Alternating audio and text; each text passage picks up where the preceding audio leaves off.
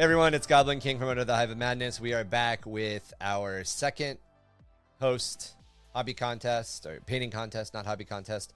So this time we had 4 of us commit pieces, and we're going to go through those 4 pieces. If this is your first time watching one of these painting contest videos and you kind of want to know a little bit of the rundown of what happens, we've got a theme. And we've got about a 3-month period. We do them quarterly, so there's about 3 months to decide what you're going to paint, get it painted up, and submit it. Once it's submitted, we go ahead and we run it through a community vote. Community votes are worth 1 point if you're just part of our community. If you want to be part of our community, there will be a link down below to join our Discord. If you are a patron, you get 2 points. Your vote's worth 2 points. And if you want to be a patron, www.patreon.com/underthehiveofmadness. If you are one of the admins or one of our moderators, your vote is worth 3 points. And the host, myself, I get 1 vote that I can use today, and that 1 vote will be worth 3 points as well. So what we're going to do is we're going to go through everybody's submission. All 4 hosts who submitted something will go over their community rules, and then we will go to our panel of judges. Our panel of judges are Tim, Chalk up top, Ickbard, and Kaylee. You guys have probably met all of them at some point if you listen to our podcast. If you don't listen to the podcast, head on over and listen to the podcast when you got a free chance. They will go ahead and give us their 3rd place vote, which is worth 3 points. Then we'll go through and we'll get their 2nd place votes, which are worth 6 points. And then we will go through and get their 1st place vote, which is worth 9 points. I'll tabulate everything up and we will announce a winner. Now, when you guys compete in the painting contest that we judge on, we being the hosts, myself, Marky, Kev, and Beast, you guys have the opportunity to win the Red Squig, which is a trophy. We print it out, we 3D print out a resin trophy, we paint it up, and we send it to you upon winning. When the hosts compete against each other, we basically just get to brag for a couple of weeks against the other hosts. I kicked around the idea of whoever won has to paint the trophy, but everybody booed me. I was like, you guys have to, if you win, you have to paint the next trophy that we send out. And they're like, I don't want to win more work. But we've also talked about the idea of maybe we might print out a really big trophy for us and leave like extra room at the bottom or something. So every time somebody wins, we'll write their name on it. And it'll kind of be like a Heisman thing that we send back and forth between the 2 different studios, and it'll be in the background. But yeah, we're not quite sure. If you guys have any ideas and you want to get involved with this, again, either hit those comments down below or jump into our Discord, which is linked, and join the conversation with us. So let's get a little bit of your guys' experience, your guys' chops. So Chalk, why don't you take it away, lay out your painting experience in brief, and then we'll keep on going. In brief, I started painting really crappily with Warhammer Fantasy Battle and like Rogue Trader stuff 30 years ago, and then I stopped. And then during the pandemic, I decided to pick back up GW, Grandma Wendy products, and along with I had a 3D printer, and I just started painting stuff. And I started off painting really crap, and it's gotten better. I figured out how to use an airbrush. Still not the best painter out there, but I get the stuff done and I enjoy it. And right now I'm working on painting really teeny stuff, and I have no idea how to paint that well because it's really small. You've been doing a great job with what you showed me, man. And Chalk won our first painting contest, by the way, and this was his entry. Yep. And now I'm like, if I'd used an airbrush, that could have been so much better. And now you're painting up epic stuff. Send us over some pictures at some point. We'd love to. Actually, I want you to compete. I want you to compete with Epic in one of our. Well, I'm just contests. Starting. I did a quick vote on the Discord channel. So if you guys are watching this, you should definitely check out the Discord. And I've been painting Space Marines, but I'm not a Space Marine guy, so I get bored with Space Marines. But if you're painting Epic, if you're doing Epic, one of the first games was Space Marine, and it was basically Horus Heresy Space Marines. It was Space Marines against Space Marines. So I started doing an Iron Fist and printing them up at various different scales. And What's I'm an just Iron Fist? bored. Not Iron Fist. Imperial Fist. Imperial Fist. Pour some I do respect that. on my legion. I do that all the time. I'm like the Yeah. Iron Fists. I And also really so- like Kaylee's theory on the World Eaters. We'll get to that in a second. But so then I asked people on the Discord yesterday what I need another army, and they asked me what I should do, and I put a couple ones out there. I support a bunch of Patreons and all, and I know a bunch of producers, 3D design producers, and the vote came up Tau. So right now, and this is those are the size of the models. That's from SciTiles, who they also do. They've had Kickstarters for modular 6mm epic, but you can scale them bigger. There we go. That was what I was looking for. Stuff. Yeah, that was my first print and my first sort of like test of Tau. I don't know if I'm going to go white, but those are my There's Space some here. Marines. Those are some of the Imperial Fist Beaky boys. So I'm going to be painting up Tau. I've got a bunch of 8mm, 6 to 8mm Tau that are printing right now. They're a little bit smaller than those Space Marines because Space Marines are big boys and Tau are smaller. And then doing the vehicles and all and the walkers, and so I'm just having fun. So I will submit some of those. I'll have to figure out how many. Awesome. A couple hundred. I'm looking forward to it. So Ickbard is our second guest judge. Ick, why don't you run down a little bit of your pedigree? Well, I'm 4th, 5th, Scottish, 1/12. No, so what I have is I've been in this hobby. I clicked buy on my first Army Custodes day before California lockdown. From then, I had a low overhead. I had a disposable income because I was considered an essential worker, and I didn't have to pay rent. So I made 9 armies in about 13 months, all to a 2,000 point minimum, including, as well beloved by Ryan, his 3,000 points of Synthwave Necrons. Yep. In total, I've painted about 40,000 points worth of plastic so far for Warhammer and AOS. And the dragon that I was just showing off was Ickbard's most recent submission to our community painting contest, and that video should be out soon if it isn't out already, so you guys will be able to go through and see all that stuff. Yep, it was Mrs. Ickbard's. She loved it. She gave me a theme. She wanted it based after corn, the grain, not the god. So I went with all the different colors that I saw corn as. So corn disc was made. I'm trying to see whether or not I can't pull up.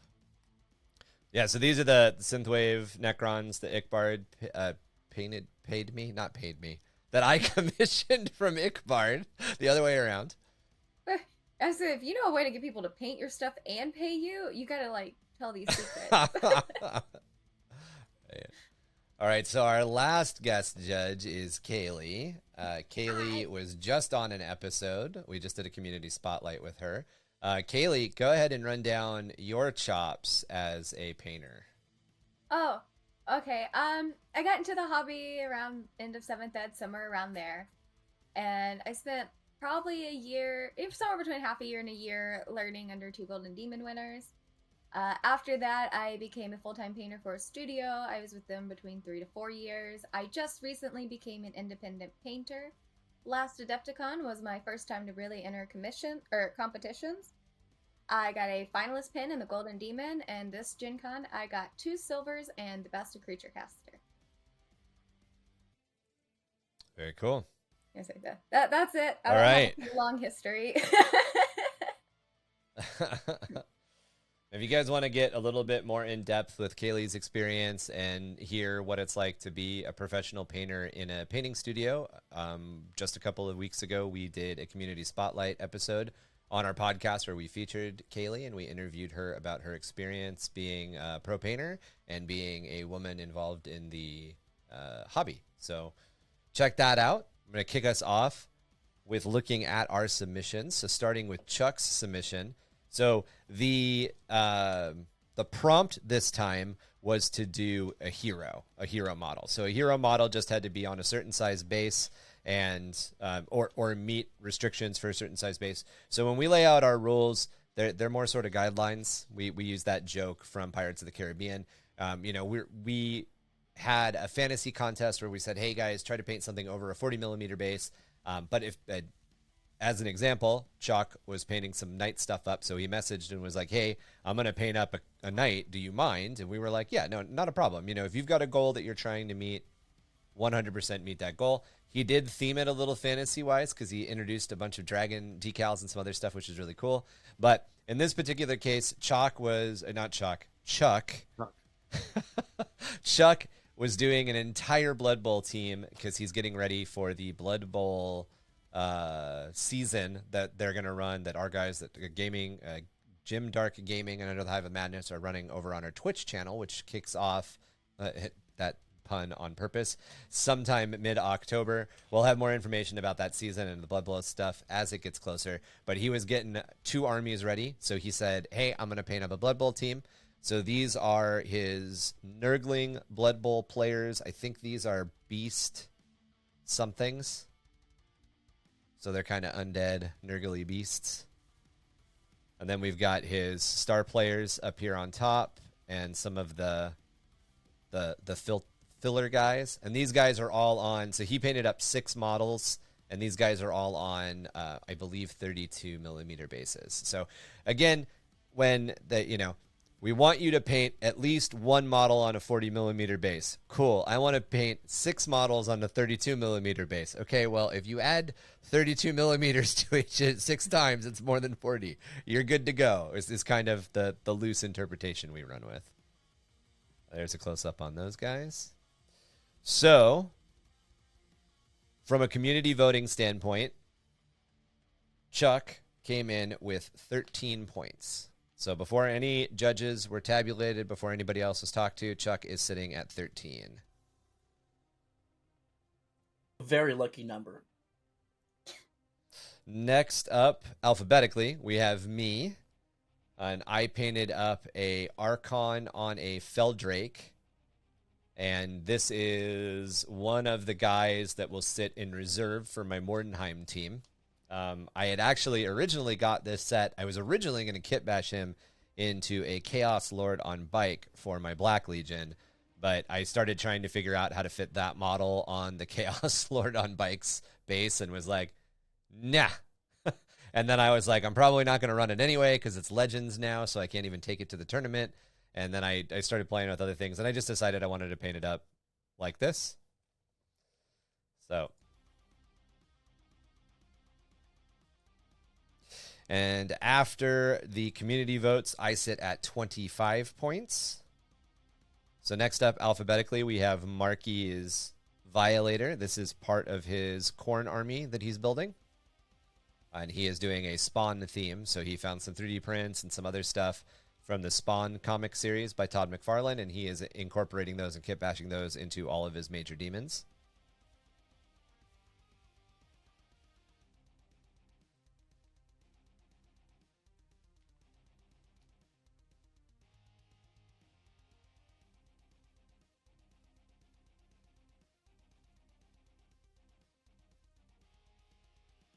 These close-ups. So at the end with community voting, Marky is sitting at the end of community voting. Marky was sitting at 32 points. So last we've got Beast with Tom the Beast with Lumiere, which is one of the Armigers, Armiger Helgrave from his Byzantine Empire army, Byzantine Knight army. And Tom's Knights are all based on Disney lore. It's pretty cool stuff. If you guys are interested in that, that's one of our very, very early podcast episodes. You can hear him break it all down. So these guys have submitted their votes to me already. I already kind of know what's going on. So I'm going to go ahead and cast my vote, my 3 points that I get to cast. And I'm going to talk a little bit about why I made that decision. So I'm going to actually go ahead and vote for Chuck. And the main reason is the things that I really like about Chuck's army, about Chuck's Blood Bowl team, is it very much fits with the style of Nurgle stuff, obviously, and then it's just very fun. There's a lot of I'm really excited to see how he's doing them on table, and I also like, without talking to each other, Chuck and I both did our Blood Bowl teams with the old standard for basing, where you just put flock down. And it makes sense because it matches the pitch and you don't have to worry about anything. But I really like what he did. I really like Chuck's work in general. He's got a very simple color scheme and he stuck to it, and I just like it. So with that being said, Chuck would step into 16 points. So who would like to go first with their third place pick? I'll go ahead. Okay. For my third place, I went with Marky. Tell us why Marky got your third place vote. Well, by everything I'm seeing here, it is a beautiful mini diorama, as a greater demon should be. That being said, everything that is great about it is brought down by one thing that I have hammered home by too much detail last time. The lighting effects. The lighting. Yeah. I cannot tell what is and what isn't on the model, and that is the important part to me. I cannot tell if some of that green is casting up on there. I think it is, because he has a purple underlight, but it cuts away and it changes the model's value drastically to where I cannot appreciate the hard work that he has put into this model that I would love to play against and be envious if I were not playing against it at a tournament. That is the only reason why it's at 3. Otherwise, I love it. I'd imagine a lot of money would be spent for someone to buy this. That's a very cool model. Chalk, who is your number 3 pick? My number 3 is, I believe, Chuckerfly. All right. Partially, this might have gone higher, except the photography isn't good, so I had trouble judging some of the technical stuff. What I really liked about it is everything was clean. It worked with a good theme. I liked the shading and the wash and the variations, especially like on the fabric. Although I think the fabric's a little shiny. I appreciate that this was a Blood Bowl team and it was very simple basing, but also this was supposed to be a hero sculpt. And on hero sculpts, I expect a little bit more on basing wise. And really what it comes down to it is he got number 3 simply because there were 2 better, not because there's really anything wrong. And that's sort of a shame because it's a really good paint job. Cool. Kaylee, who's your number 3? Gobbo. All right, why did you pick me for number 3? I feel so bad doing this. Look me in the eye. Hey, last time I had a really big discussion on why. Last time I had a really big discussion on why I didn't give Ryan number 1. So, to start, I do really like how clean your paint job is. I didn't see any colors falling onto other colors. I did appreciate that I see highlights in there. Honestly, it came down to I wish I would have seen more shadowing and stronger highlights, but it could also be your photography has a lot of light into it, kind of flattening your image. Okay. Yeah, that's actually deep black in the background, so I might need to fix the way I'm shooting photos. But it's also, I can see where I need to potentially push my highlights a little bit more. You need to add at least one more light. And if you ever want help with that, just hit me up. I will. I'll drive to your house and be like, teach me the paint. Oh, I'm don't do awful. that. No. I have Southern hospitality. I'll just keep shoving food and drinks at you, and we'll never get to painting. All right, you're only 2.5 hours away. I'm not. Like, video over. Bye. No. Ick, since you started us off, take us to your second place pick. My number 2 is going to be Beasts. Hit us with the reason, the details. I love the color value that he's made with one color. Simple as. There's a highlight, there is where it peels off the value where it goes into the shades. I love that it is unmistakably high in its gloss and its metallic compared to the contrasting, very dull but very serviceable metal guts, the chassis. I enjoy seeing all the candles everywhere. I enjoy the peacocking of it. I'm pretty sure I'm butchering whatever term it used to mean, but for me it's just that ostentatiousness that he puts into this model without making it an eyesore. And I think that it is a commendable trait that should be recognized, even for one of the most simpler models. Yeah, peacocking definitely works. Do you have to go rescue a 3D print, Chuck? No, I was just looking over there, and I was just like I heard a cacock. looking through it, and it looks like it all succeeded, which is good because Awesome. I just went with the maker's supports because I was being lazy, and I'm just looking, and it looks like they're all there, which it should be because they Awesome. actually sell a lot of models, so I would hope their supports are good. It's not like just some random dude. So yeah. So I agree with you, Ick. Definitely with that. I think peacocking is the right word. That that kind of like strutting. Hey, look at me. Fanning out the feathers. I like that. I got you. I knew where you were going. I dig it. He's had a strong streak with that, with Prince Naveen in the last competition, and now with Lumiere like this. I'm gonna be shocked to see what he does when he gets into the gritty dirty, because I know he's gonna try to make other parts still shine. So, Chalk, what was your second place vote? well, I believe my second place is you. You are correct. Since I have the master record. So let me navigate there. Sorry, I'm not doing my job quick enough. Bad Goblin. All right, hit us with those details. All right, so I just thought that this was clean. It looked like you had some good shading. I really liked the fur on the cape. I think you stepped that up, whether it's photography or doing a better job between this contest and the last one. I remember one of my critiques with you was the fur on your wolf. Was it a wolf last time? Yeah. I didn't think there was enough contrast between boars.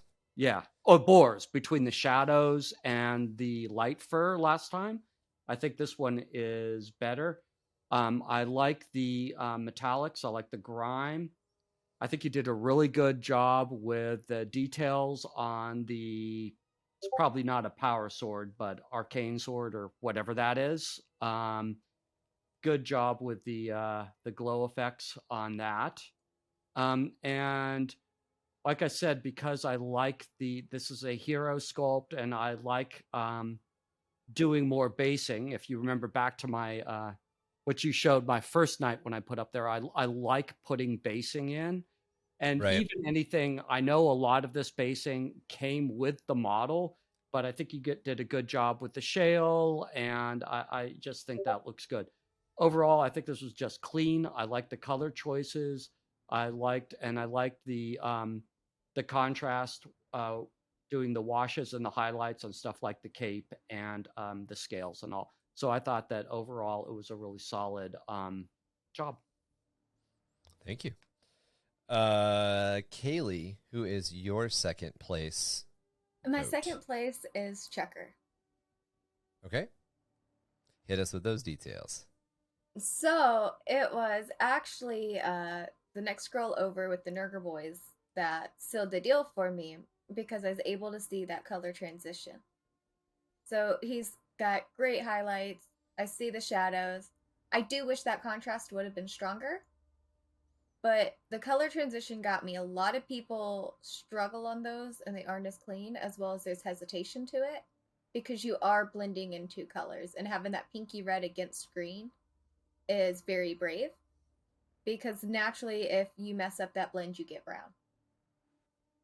And so I liked that. Now for my critiques on him, again, that light is really, really strong in the photography. I think it does make the cloth come out a little flatter.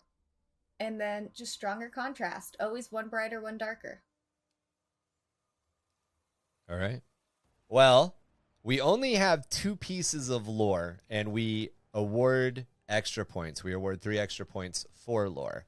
So do one of you guys, between Ickbard and Chalk, I'm going to put you guys on the spot. Do one of you guys have either my or Marky's lore at hand before we go into our first point? No. Okay. So here's Marky's and here's yours.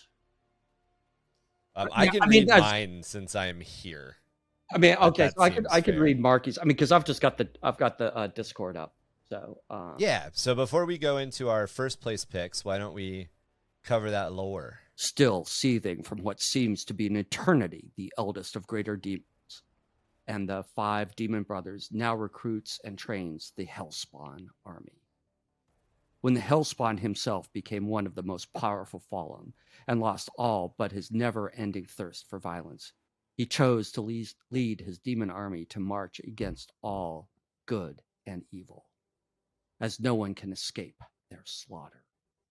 The great demon, though, once a great foe to the Hellspawn, has no choice but to fall in line or be cut down by his great general, like so many before him. One day he will take over the army, or so he believes. So Marky got a 3-point bonus for writing in some lore. So for my lore, the great beast Fenstride let out a low guttural rumble, flexing his razor talons into the cobblestones of the city, digging up and pulverizing great pawfuls with his restless agitation. Patting the great beast in an attempt to still his mount's growing bloodlust, Carius cast his gaze across the tangled rat nest that made up the ruined streets of Mordenheim. He could still smell the loathsome stench of the weak Sigmarites who had been quick to sell out his fellow kin for a handful of jade comet chits. Not that Carius had paid the wretch, instead freeing the weak mewling man's head from any future monetary concerns. The demon blade Veskar purred at his hip, the warp-wrought steel shivering in the excitement of its last kill, while adding its whispering need to Carius's mount's lust for the coming slaughter. Carius had done the man a favor, first freeing him from the weighty burden of his official missive, and then freeing him from the burdens of his conscience. These mortals and their adherence to long-forgotten traditions, the wax seals they used to hide away their secrets, was as weak as their paper-thin ethical posturing. Chits, or a well-placed blade, often broke both. Fenstride's claws raked another deep gouge into the high street's cobbles, the great beast bringing a section of ruined masonry to his flared nostrils and dragging in the scent of their quarry. Somewhere below, in the tangle of the decaying corpse of the city, was Dreth, the godling filth that Carius had spent a year tracking. But his need for vengeance had long since cooled into the inevitable march of grinding glacial progression. He would split the Stormcast open and shed the man's essence, allowing his sword and great beast to feed in due time. It was the comet that now held Carius's attention, a very thing of the warp, which had smashed down into this pitiful stain of Sigmar's former empire. That was a price worth drowning these very streets in hot blood. Okay. Blech. I can't even read my own shit. It's all well grammared, and I'm like, I can't words. All right. Black hair green. English is hard. All right, guys. So for the first place votes, Ickbard, we're coming back to you. I chose you, Goblin King. All right, lay us with those details. I like the vibrancy that you have here. You have some very striking colors. I like the fact that you have the root color of the cape matching the side scales along the crest before it turns to the orange. Like how you have that kind of cohesion and harmony with your riders' primary colors mixing with the mounts, but not making it feel like a weird blend of sameness that you had going on with your Kroot. The thing that ultimately sold me when I immediately saw it and went, oh, this one is your blade work. Transition and the different values that you have gleaming along the edges of the sword and axe is what sold me and kept you in that top vote for me because of the way you're able to work them in a way that I rarely see people work. And the only other time I've really seen something come close to this was Marky's blood letters. But you have the advantage of, even if it's overexposed, you still have a neutral lighting color to let me just enjoy it, which is what I want most. And that's why you're my first place. Cool, thank you. If there's anything I could give around the face, just a little bit of your mount, around the face of the mount, just like that purple skin, just a little bit more of a highlight, and then maybe a little bit of wash to kind of pull it all back in. Okay. Make sure it doesn't go too much. Yeah, that I think the orange eye kind of got lost too. Yeah, I don't see an orange eye. Right there. Yeah, and that's the well, problem. You put like, your mouse over it, I can't see the fucking color. No, but yeah. but yeah, that's about it. It's that, and maybe on the terrain basing itself, could have used another wash before you did like a very gentle dry brush on it. That's about it. Got you. So I've been trying to keep a very consistent tint to all of the weapons for all the Mordenheim teams that I'm doing, because I want them all to look like they were wrought with warp stone, with weird stone, which is the comet that crashed into the planet or the city. So the idea is that's why these guys are fighting. They're fighting to get this like warp tainted steel essentially so they can make weapons. So I've been trying to do that I've been trying to push that same so I may have benefited from this being the like 7th model that I painted with the same thing, but thank you, because it was definitely, I was trying to go for that, like the steel itself has that color in it, so when it's sharpened, it comes through essentially. Almost like a sci-fi obsidian. Yes. You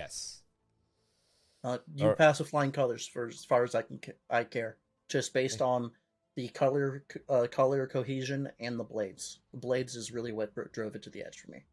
Thank you. Pun intended. All right. So Chalk, who was your first place? Mine would be Marky. Hit us with those details. Okay, so there are a couple of reasons. One is because even though this is a painting contest, for me, it's also about going the extra mile with the modeling. And when you look at this, you can tell that some of this is 3D printed. It's not all 3D printed. This is not a standard model. This has been kit bashed together. And it just hasn't been digitally kit bashed and printed out. So I really appreciate that.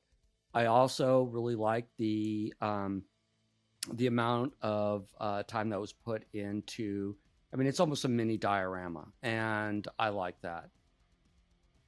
Yes, there are issues with the lighting, making it harder to see all the details. I mean, in a perfect world, we'd have everybody slap their model on a turntable with more or less equal lighting, and so you could just see it. But people do either they have bad cameras, bad lighting, good lighting, artistic lighting. But all in all, if you just see this, I could imagine some of these pictures, mood lighting and all, being on part of a magazine layout. I mean, it's striking. It really shows well.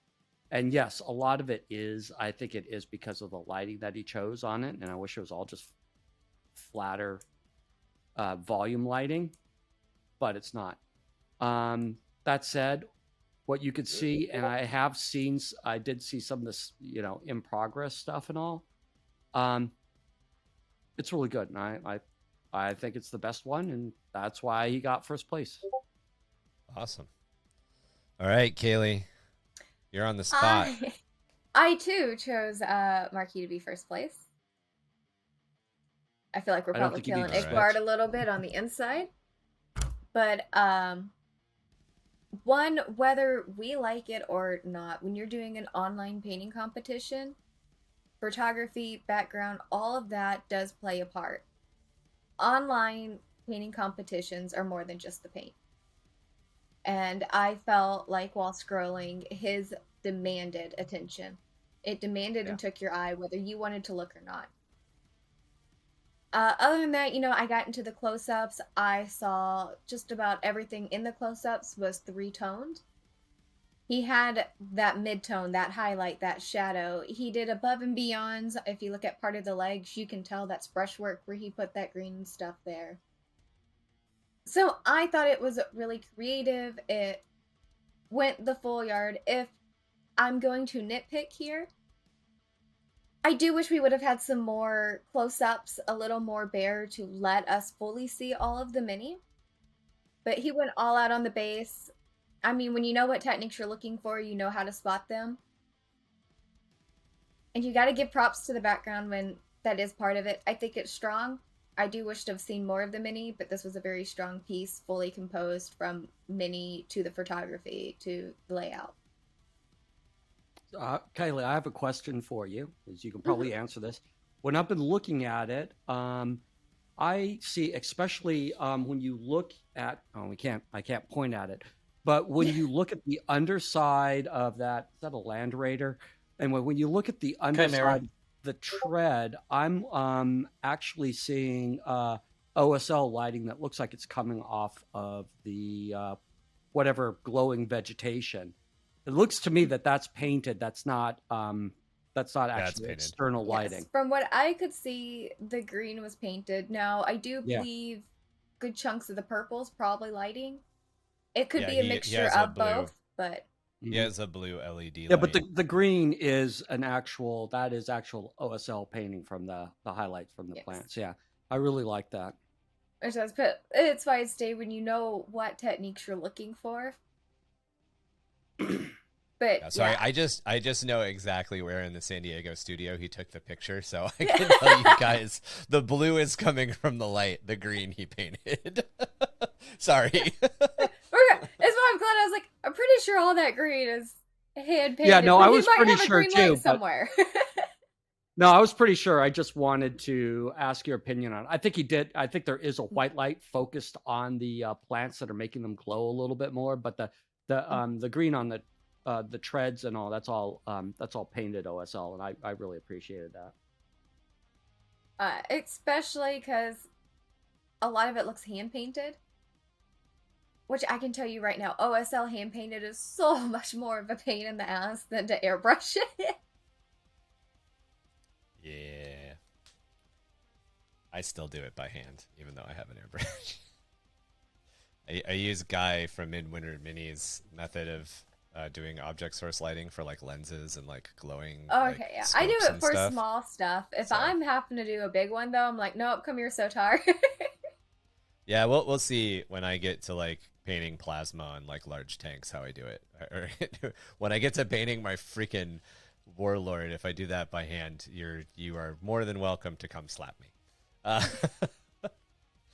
All right, guys. So I've got totals. So in fourth place with 24 points, we have Tom the Beast. In third place with 25 points, so very, very close race, we have Chuckerfly. In second place with 43 points is myself, Goblin King. And winning our second host competition with 53 points is Marky. So there you guys go. Thank you very much to my guest judges for joining us today. Thank you for having me. Surprised you brought me back. I expect each of you to be painting something in our upcoming competitions. I'll have to send I you a have- That's- photo of what I have in mind. That's your. I that's- have that's Meat your Tarian reward. ready. Meat Tarian just needs to get Oh some my God, uhu, and man. he'll be done. Do you still want me to toss something together for? I haven't entered anything for October 31st. Yeah, if you can, if you think you can get some of your Tau guys going, let's see them, man. Yeah, I I'm can down. probably get some on the table. I mean, honestly, they're so small. A lot of them is once I figure out what the color I'm going for. A lot of it, if there's anything that contrast paints are made for, is doing It's 6mm 6 models. Yeah, right. Doing hundreds of 6mm models. That's where contrast paints shine, if for no other reason. Well, as I mentioned up top, each of you guys has your own projects and your own social media stuff. So hit us with those shout outs. Drop those plugs. Most of my stuff is on the Clock app, so that is TikTok. And my username, I think I had to put a dash in there, is, hold on. Did I have to do it? No, it isn't. It's just Chalk Balam. ChakBalam. Chalk Balam.